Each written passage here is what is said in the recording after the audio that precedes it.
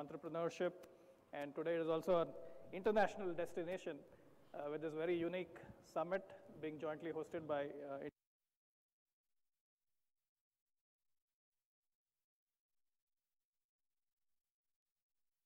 India and TAM in a certain way. Like Ashish said, if you want to talk about not the top 10% of India, then you have to start looking at who the rest of India is, and who has disposable income in the rest of India, and who's making the buying decisions. So I think at some level, we in India, as Indians, we have a long way to go compared to several other markets, and that can be said about a lot of emerging economies, which is not true of some of the markets that are obviously a little bit more developed, where women are 50% of the workforce, or even in a country such as Indonesia, where in the lower income group also 86% is female to male ratio in the workforce. So automatically that switches up distribution, that actually really powers consumer internet growth, because a lot of decisions are actually driven by women. So if you had to ask me what what the government could do to really help the consumer internet companies, it's actually perhaps at that sort of basic level of understanding that some of the problems are about income distribution, and the genderedness of income distribution. Yeah. Okay, so 50% of Indian population is below the age of 25. Great, right? On the other hand, the official elected, to stand up in elections in India, the official minimum age is 25. So basically, the people who are writing the rules and the regulations for people in India have nothing to do with the people who are actually going to be impacted with those rules and regulations. So not that I'm saying that all potential elected representatives should be below the age of 25. I'd love that, but I know that it could have some repercussions. The entire country might be Goa, which is great, just a few. But I just believe that that's very important, that the government starts listening and understanding what the next generation really needs and sort of expects from its new government. I think we are very, as a company and as a young citizen of this country, I'm very proud to, have seen in the last 3 years how the government's ears are so close to the ground. When GES happens, it doesn't have, the $100 billion family, rich coming here. These are first-generation entrepreneurs creating and solving problems. So I feel very happy about the work that's happened in the last few years, but there's a long way for us to go. And the hope is someday people who are 25 years or lesser in age will have more in terms of say in what rules and regulations are being written, other than just voting. So that's probably one aspiration I'd have in the future. So, look, I've been around too long, and my view of government versus no government, and it's changed, like Ritesh said, but I always believe that if you want to succeed in China, you want to be close to the government. But if you want to succeed in India, you want to be as far away from the government. And all traditional businesses are all screwed up because the government was too involved in their lives. And the reason why KPOs, BPOs, and internet businesses did so well, because nobody in the government bloody knew what we were up to. And then we became too large for them to fail and say anything, and now they're all supporting us. However, I think I've seen a new breed of bureaucracy. Amitabh is a friend. Niti Aayog has been drawing me. I've always stayed away from the government. Champions of Change happened in Delhi. The government in Telangana at the bureaucracy level and at the ministerial level, the government in Tamil Nadu, the government in Maharashtra. I think we have a fiduciary system, and therefore at the state level, I'm seeing this new breed of either ministers or bureaucrats which really mean business. And they're transparent, they're straightforward, they're plain speak, and I like that, because there's no bullshitting, right? They tell you to your face what's right, what's not. And what I've also liked is they're listening to entrepreneurs and people and saying, how can I help you? Like, I'll give you an example, and to that point earlier, look, I'm not saying that the rest of India is not important, but the fact is that in India we sell 2 billion movie tickets, which is all of Africa, Middle East, North America, and Europe put together. But We have only 12 screens per million people in India as opposed to 128 screens per million people in the US, as opposed to 30 in China, which has now grown to 64 in the last 4 years. In India, we are still at 12, and this is for the last 50 years. The policies which give the land, the taxation, if I want to do a Bruno Mars or an Ed Sheeran concert, which I did last month, and then I did an A.R. Rahman concert a few days back in Hyderabad, the GST is 28. In Malaysia, it's 5%. The free tickets that you're supposed to give in Kuala Lumpur is only 20 by law. Here, I have to at least give 1,000 or 1,500 tickets. And then you have to pay under the table to actually get things done. But there is a new breed of bureaucrats and ministers who are saying, no, we will help you solve this problem. How do you get the transport ministry? You get the city mayoral system, which we don't have because everything is fragmented.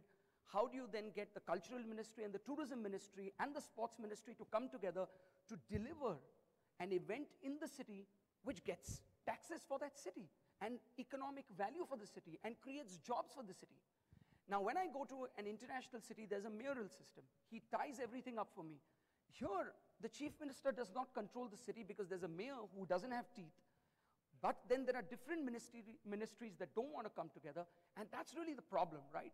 So, mind you, there are companies which are in 100 cities, 150 cities. Book My Show is in 650 cities and towns. We're not talking, so the way we look at our world is top 2, next 5, next 28, and focus 60. And our first obligation is to fix that problem while we are present in the others, because the task is so enormous, it's so large, that it's not going to get solved so quickly. Yeah, I'd just like to add to it. He's absolutely right in saying that the new age of bureaucrats are just changing a lot of things. So, for example, I must talk about Hyderabad. Jayesh would be here somewhere. I saw him earlier. He's in a session outside. I met him right here earlier. He's been in the Telangana government, and I met him 5 months back, and I told about this whole civil engineering lab thing that we wanted to set up. And since then, they have taken the responsibility of getting NICMA involved, making sure that the lab comes in. We already have a team now set up in Hyderabad who are doing this work in 4 months flat. So they're moving very aggressively from being just enablers to actually influencers, of saying that not only are we going to enable you to be successful, but we're going to work with you to make you more successful so that our states get more employment and corresponding advantages. Amitabh, you just walked in on cue like a movie star. I said some really good things about Niti and not some very good things about the government, and you just walked in. The timing was perfect, Amitabh. And I'm going to go back to something that Ritesh mentioned earlier. You talked about, a majority of the country being under 25 years of age and none of the government representation being under 25 of age. Let's talk about 50% of the population that is just missing from either most of the government as well, from any of the decision makers, the women. They're not here.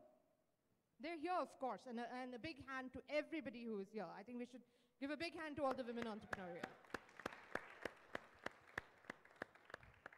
But what is our responsibility? And I'll tell you, as a woman entrepreneur, I believe that me, Ankiti, we've done our share. It's time for the men to step up and change the narrative. So it is time for the men to step up and say that, yes, we are ready. And you're not just ready, we're going to work together to make this happen. I think it is absolutely important, and especially I'm very lucky to be, again, a part of this generation which is going to see this huge movement.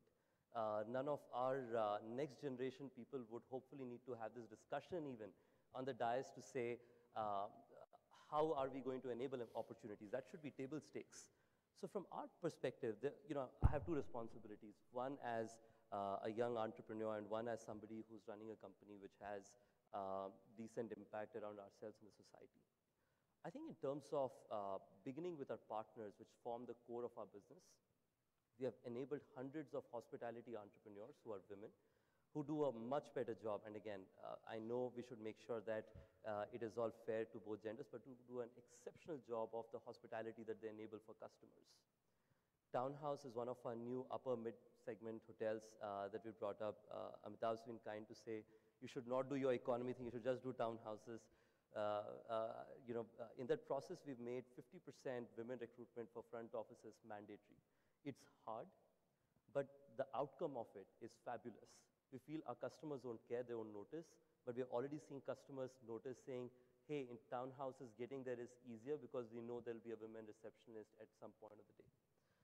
As a company, we feel that both at the board, at the management, and then all the way to the last level in the company, it is very important to start pushing aggressively for women representation, and not as if it's a pain or a pressure, but just talking about the impact and the positive advantages it has, because you have a concern of rubbing it the wrong way if you are trying to push it on people. But when people realize that if you have women at the board, they can bring representation of a lot of matters that companies won't know or won't care about, and you might have situations like that of Uber 5 years later, you would much rather solve for them in the entry stages. So I feel that these are important priorities. We are aggressively driving this, both from partnership, internal teams, as well as on the third side, making sure that our customer base in terms of women customers have special experiences that we can solve for. I'd like to add something. GES for me is personally very transformational because I have seen three very big Niti events, if I were to say. There was one which was the huge Startup India. Then there was Change Makers, which Ashish earlier Champions of Change was great. Both of these, you would see the undercurrents already showcasing that there's significant amount of women entrepreneurs in there. But this one, it almost is, around yourself, you would see women. In almost every dice, you would see women leading the charge. Around yourself, almost every booth you see, you would see women entrepreneurs being put up. I think that's a great change where it is not an undercurrent anymore, it's out there.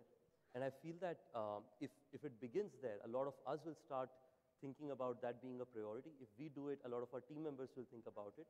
And then hopefully, like I said in the beginning, the next generation of us should not need to have this discussion. It should be table stakes that, regardless of the gender, opportunities should be equal. I just want to add to that, right? It's very true when Ritesh said that consumers see it. Basically, I think what has happened is that there was the Old Boys Club making all economic, business, and governance decisions. And that was for an Old Boys Club world where Old Boys Club was also making the buying decisions, right, in households. And as there's more diversity in the consumers, if decisions are made by the Old Boys Club, that company is going to fail. And eventually, that government is going to also have a problem. And the sooner the Old Boys Club realizes that they need to shake it up a bit to stay relevant and therefore make the economics work, I think that's when things start shifting.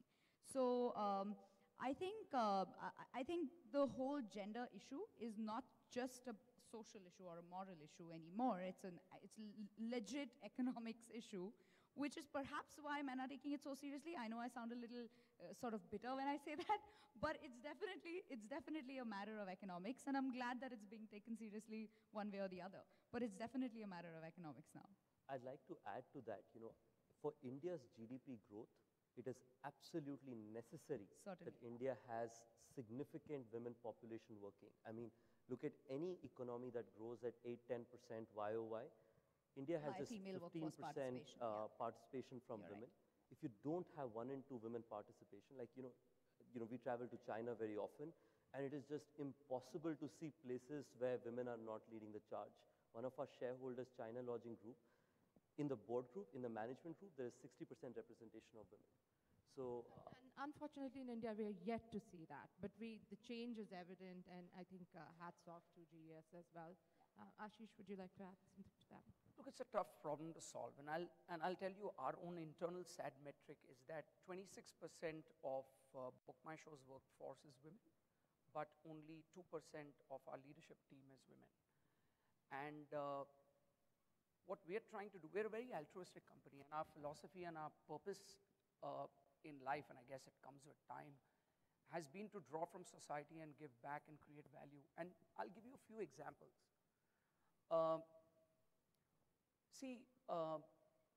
I run a program called Book a Smile, which basically is cheating and skimming millions of Indians of money. It should actually be an opt-in, but I made it an opt-out, which is Times New Roman gray, and you miss it. and I'm collecting one rupee every time you buy a ticket from Book My Show, and I'm cheating. But I'm building good karma for 68% of my customers. So we are supporting a program from Yuva where these Jharkhand girls, 300 of them, I'm training them for their soccer program for the last 3 years. 8 of them went for a UEFA level 1 training to Real Sociedad. And these are girls that have come from this place outside of Ranchi, which is about 130 kilometers outside of Ranchi. And they are being trained. They come from very impoverished backgrounds. Some of their mothers have been acid and rape victims. And they're ostracized in society. And we've taken them, and there's a huge confidence that we've seen in these girls. We also support a program for Just for Kicks for girls in Dharavi in Bombay. And then we get these girls once a quarter to come and jam with us in our office. Now, the other thing that we've done is all the toilets in Book My Show are common toilets. There's no outside toilet. It's a common toilet. And the reason we do that is because, you know, you can have your Cocker Spaniel come in your bed, but you can't have another person who's socio-economically challenged to not use the same pot. And you have executive and regular loos in India. I mean, it's the same shit. If you open the sewer, can you identify yours with somebody else? I don't understand this logic. And so we have the same. We have a food program that is run in the company. For women in the company, we have a Vishaka committee, which is A, mandated, and secondly, we run a very, very strong Vishaka committee. Over and above that, we have a voluntary fund in the company where we are training all the outsourced staff, which is our janitors, which come from an outsourced agency. We pay for Mediclaim bills for 1,600 employees, even if they're outsourced, for themselves, the spouse, 2 children, and a set of parents. And insurance from last year, all paid, no copay by the company. And we run a food program where all of us pay a premium, and everybody else below 30,000 rupees salary pays only 20 rupees, because 3 years ago when I spoke to some of the folks and they said, I eat 20 rupees worth of bananas or rice or 2 vada paos just to keep my energy levels up, and you'll see a lot of people just having glucose Parle-G biscuits. And a lot of this impact is to the women which are getting not the best jobs. So I love all the CSR initiatives that you're talking about. And we're not supposed to do this. But women are not a charitable... No, they're not. No, don't get me wrong, I think please. that there has to be a difference there. No, I know that. I'm saying this is not a problem that I created. It's a problem that I see, and it is a problem that I'm willing to walk the walk and walk the talk. That's all I'm saying. And at the leadership level itself, we're inducting 2 new board advisors, which we have said will be reserved for women. So we're working at both ends of the spectrum. But if there is a societal issue, I'm trying to solve it what is in my means and in my control. I'm not doing charity, but I feel that I'm obligated to as a company and as an organization to do that. And so we're doing it. So very, very impressive. Everything that Book My Show is doing. But I think where the problem comes up, and I'd love to get your point of view on that as well, Ankiti, is that women, there is a top of funnel problem. There's absolutely no doubt about it. When you talk about the fact that you have 2 board seats that are mandated for women, but they're not full because you don't know who to get on that, there is a top of funnel problem. But I think there is a bit of a viewpoint difference over here, where we see that we are working for the underprivileged and we're working for women. There's a distinct difference there. Ankiti? Yeah, definitely. I think there's one aspect where you're trying to uplift a certain segment of society, and then when you say, and I love everything that you're doing at Book My Show, but there's one sort of tone of upliftment and the other tone of making you an equal shareholder or partner in an outcome, right? Certainly, India has a top of the funnel problem. Certain many Asian societies do. And I think that only changes over time when there are enough women decision makers also, right? So if you have an entire panel full of men making decisions about women's lives and women's health and women's reservations, that is certainly a problem. But definitely that can change only when there are also women on the other side. But the solution is never in trying to treat it like a charitable cause, of course, while doing charity at the same time. It isn't genuinely trying to build, invest in mentoring, coaching. I mean, I would love for you guys as male leaders to be allies to female potential leaders, right? Like, absolutely, I think that's important. I think that is absolutely One of the critical. most important things in my life has been that having male allies. So when we talk about top of the funnel problem, and I'll tell you, we face that too. And I want as many women as we can in our team as well. And it's a struggle. Because the fact is that as women, there are not enough mentors around. And this has been a phenomenal platform because we've seen women moderate most of the discussions around.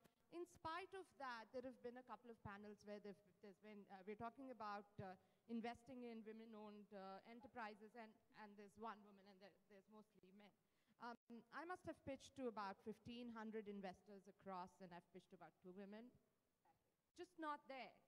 So I think it's all our responsibility not just of the people sitting on the panel, but pretty much everyone over here to make sure that we either give a chance of equal participation or we mentor the new Exactly. generation. Like as a woman entrepreneur, I think for me, the most useful thing is that because we have a role model gap, it's useful to have male role models also who are willing to mentor you and be your ally, right? That's actually incredibly important because there are 5 women entrepreneurs in Asia anyway, maybe 10. So we're all already mentoring each other. So quick time check. This has been a great discussion. We're going to open it up for audience questions. Just put your hand up, and we have a few mics around. You can just point out which panelist you'd like to ask the question to, and we'll be happy to answer. If it's a generic question, all of us can pitch in.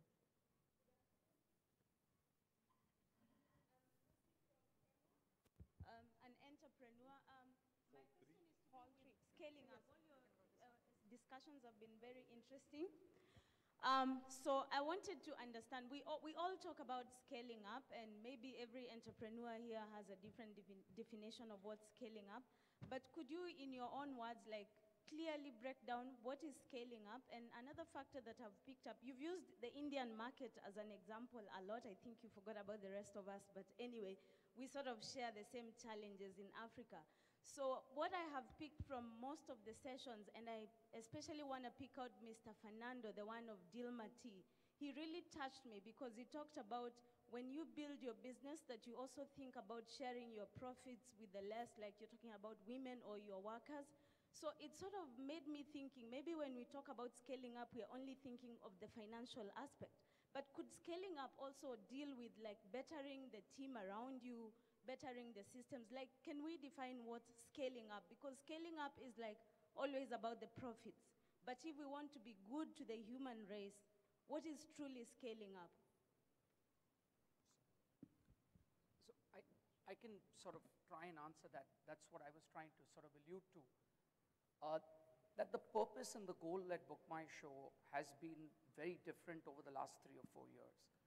By the way, Book a Smile, which is our charity, is an all-women team led by Farzana Kama and led by all 4. So the whole orientation towards women comes from that team and not from me. Also, what I said is that we're training 11 of our office boys in the company through night college right now. And the education for any worker in the company below a certain salary is free of cost, funded by a voluntary fund that we've created in the company, which is pre-salary before it comes to you. So with what we're doing with Book a Smile, the altruism of the company, what we are trying to do with consumers and drawing them in, the work that we do, I think there is a lot that we're anyways doing, even though we're not obligated under the government as CSR because you have to get it out of your profits, etc. We're just doing it out of our free will. So you're right, it's not a metric that we only look at profits at least for ourselves, but we are seeing if we can better lives through insurance, through Mediclaim, through a food program in the company, through education, and through Book a Smile by giving out into the community, and seeing if that makes an impact. It's a very, very important and dear subject to us.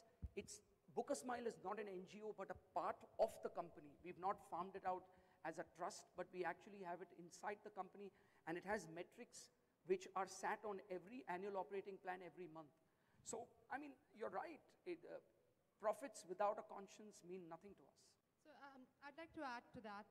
So most of us sitting here are trying to change the way the consumer behaves, right? But beyond that, there is a social element to all the businesses over here. I'll talk a little bit about what we do at ShopCruise. We work with about 600,000 small and medium merchants. 1/3 of them are women who work from their homes. who have the ability to create a livelihood for themselves, which they would have possibly not had if e-commerce had not come down knocking down their doors. So while we look at P&Ls are important, financial metrics are important, but the kind of impact that we are having, not just on our consumers, but on our merchants as well, the kind of employment we are generating. So each one of our merchant lands up hiring about 3 people. So kind of employment that we're generating, these are all metrics of social impact, which are very critical for us as well to be able to measure our success. I'd like to add to that, just taking a minute. We've got 10 more minutes, so we'll hopefully finish it up before a minute. It is, clearly for our kind of companies, the next generation companies, social impact is very, very dear. As a principle, our company does not talk about any of the causes that we work towards because we believe that becomes a little bit of a chest-thumping drive. But outside of that, outside of helping the kids at Kakinada, outside of enabling education, we believe that companies have a great role to play in country building as well. So I had the opportunity, today if you look at it, as a company we've been able to in 3.5 years bring jobs to close to 100,000 people. These are full-time jobs, people all the way from minimum wage to data scientists from across the world. The ability to make sure, so I had the opportunity to have dinner with Prime Minister Modi last time during Changemakers, and he mentioned something very interesting. He said, how many employees work in the company? I said, directly or indirectly, within the company there's 6,000 people, and then outside the company we enable contractual employment for others. He asked, can the 6,000 people give me 2 ideas that they take responsibility of, and for the next 5 years they will work on making the new India, because it's not my job to make the new India. I'm just an enabler. But can each one of them put those 2 ideas up? So we run a campaign inside the company where everyone put 2 ideas up, and every 6 months when we have the big town hall, 5 of them come up and share what they have done for nation building outside of the usual businesses that we operate. My personal mission has been that 10% of India's population should see beautiful living spaces for the first time in their life and then think, why is my house not like this? And hopefully increase their quality of living while continuing to do what we're doing. Thank you. Let's take a question then. Yeah. Hi, I'm Lakshmi from Ink Talks. My question to all of you is really about retaining women. And I'll tell you, I'm much older than all of you, so I can say this with authority, that a lot of the women's problems are in their heads also. I think they take it upon themselves to be the primary caregiver. In all my conferences I've ran, it's for sure, it's the women who drop out as speakers. It's the most frustrating thing for me because they take on too much. What are you doing in your own companies to train women to be unapologetic about asking for what they want? I think they talk themselves down too much. They take the back seat very, very quickly, and there's all kinds of statistics about it. I would love to know what you each are doing to retain women, especially after marriage, especially after having children. Thanks, Lakshmi. That's a great question, and it's true. First of all, I'd like to address why, and we don't have a lot of time, so I'd quickly like to address why I think that happens, right? And as a young woman entrepreneur who's worked in tech and investing before, I know exactly what you're talking about. Less than 10% of every industry I've ever worked in was women. But the problem is actually also a lot of social conditioning that has happened since we were kids, right? So that's what we've seen in school, college, that's what we've seen in families. We expect that of ourselves. We don't necessarily always give each other the network and platform that we should be, like the bros do, or the bro clubs do. So one of the things that I've found very effective, and I actively do, is to mentor women differently from the way that I mentor men or coach men in my company, at least at Zillingo. Because it is required, like you said, right? You have to make them unlearn the dogmas of social conditioning that they already have in their mind and actively solve for it. Sometimes, there's actually evidence that says that if you give men and women the same test on how good they think they are on certain topics, women will rate themselves 6 when they are an 8, and men will rate themselves 9 when they're an 8. So there is a lot of psychology at play that you have to actively solve for. It's easier for us to do, since we're a 100 people company, we're a small team, we're 50% female, our leadership is 10% LGBTQ, 50% female, my board is 50% female.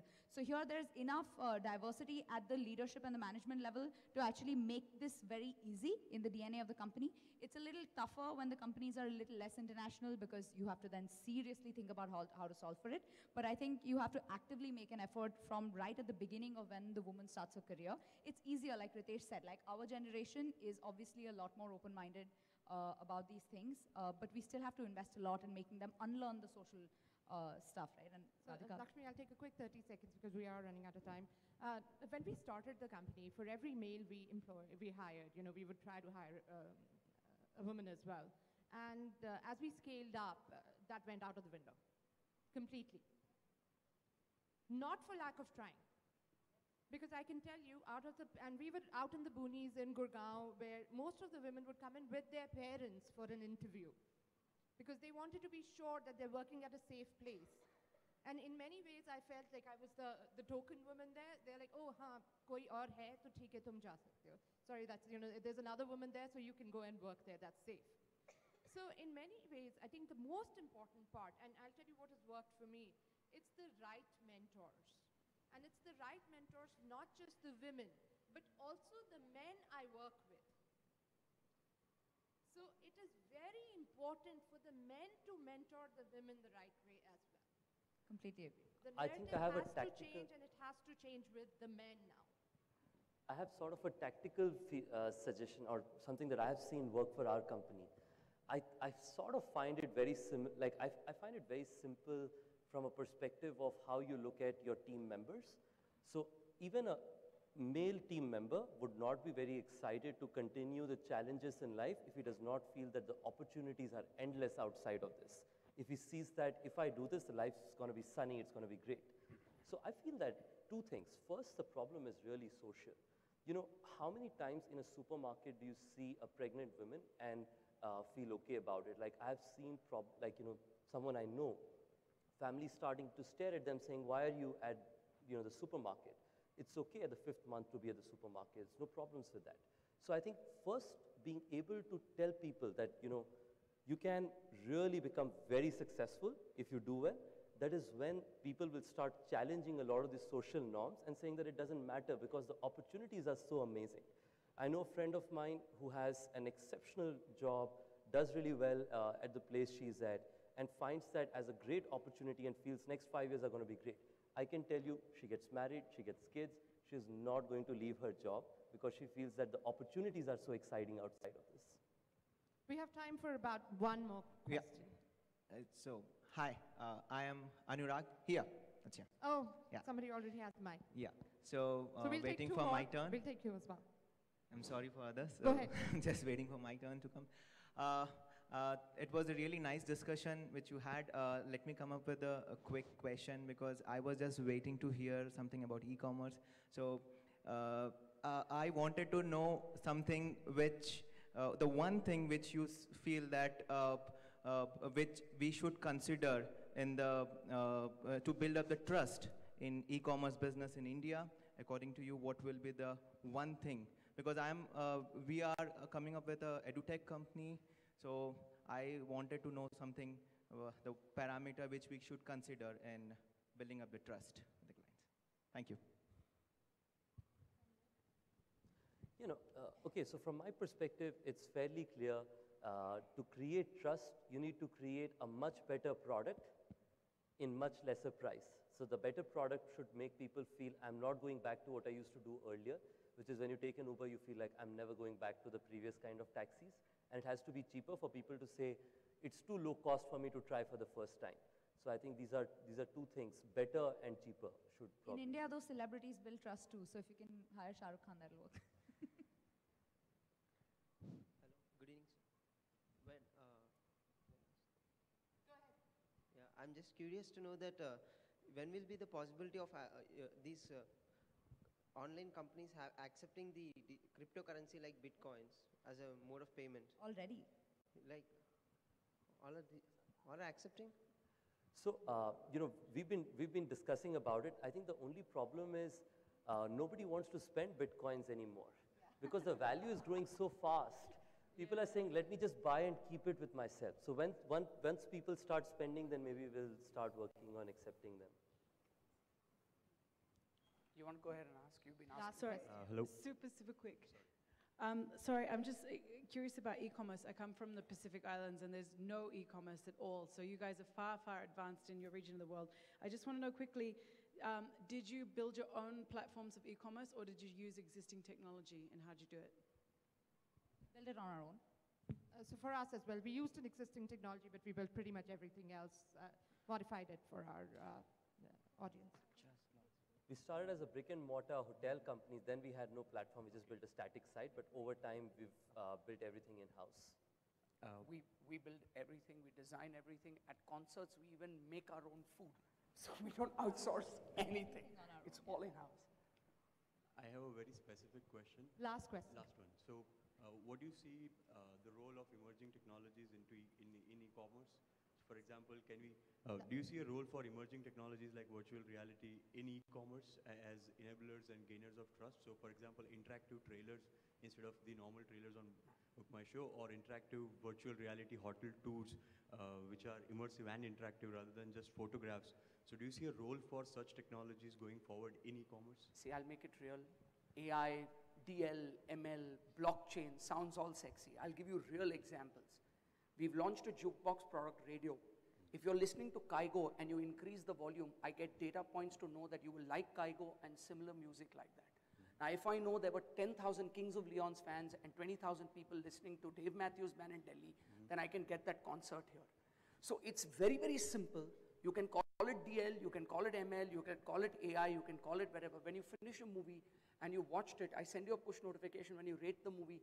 I know exactly how many people, and I give an algorithmic rating to the people that have actually watched the movie and a lower rating to the critics who are actually voting for that movie. I go back to distributors and cinemas after the first weekend and tell them Madras Cafe actually is going to lift over the next 2 weeks because we are seeing a better run of consumers saying, I want to see. So you can call it AI, ML, DL, blockchain, whatever that you want to call it, but this is just common sense. We're using data to enable business and to make a difference to consumers' lives. I mean, and of course we're using, of course we have data scientists, of course we have a team in Israel that's sitting, of course we have analytics teams, but you know, at the end of the day, how are you going to use that? Data is most important. So it starts with how are you going to use the data, how are you going to make a difference, use your common sense, and then technology will keep changing and the terminology will keep changing.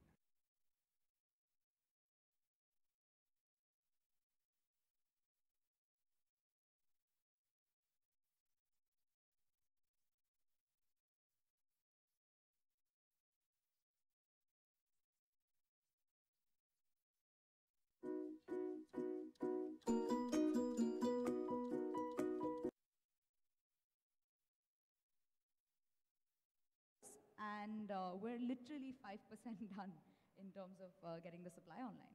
So I think we have a really long way to go. Just getting started for Just getting sure. started, yes. Ritesh, you worked on structuring a market. That was highly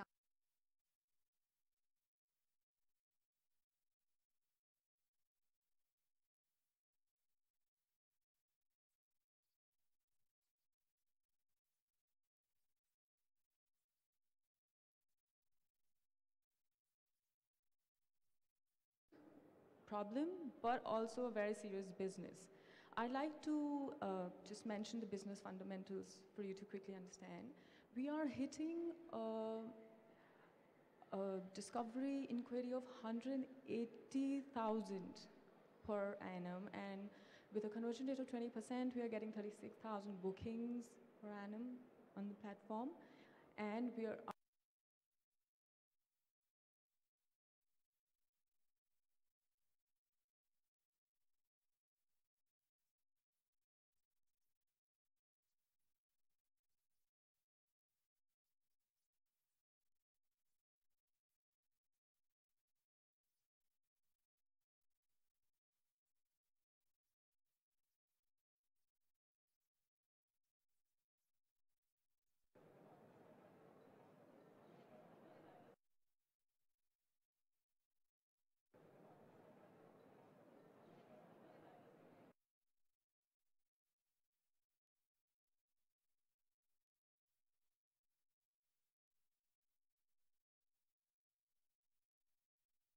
sometimes a good 10x as well.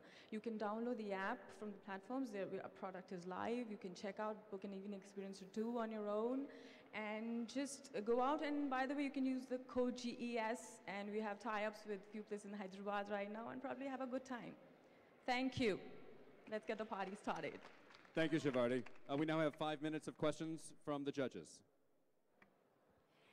Thank you for that very clear explanation. It sounds